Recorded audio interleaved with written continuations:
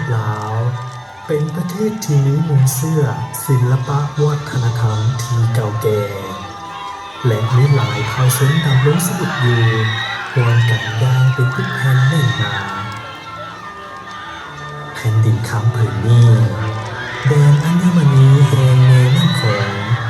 มีเสียงแค้นเสียงกลองทั้งฮีดของประเพณีที่เป็นเอกลักษณ์ของแต่ละเผ่าชนพาขวัญบุญกินเจียมบุญกระเรอและอื่นๆเหมือนดังคำก่อนที่ว่าประเทศลาวก่อนที่หลายปีผ่านมามีหน่วยงานคู่ผาประเพณีกล่าวไว้อ้ายเอ้ยน้อยไม่น้อยลายเผ่าห่วงอุทธรทุ่งซาดลาวหงแจ้งจำปาบานเฮือนหงทุกเผ่าสนเพียบพร้อมนำพาสร้างพัฒนาเป็นสัญลักษณ์บอกไว้ภาษาเสื้อซาดลาวจิตใจขาวแจ่มแจ้ง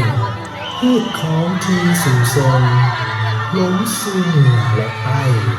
ทั่วแผ่นแดนลาวจำปาเอ่ย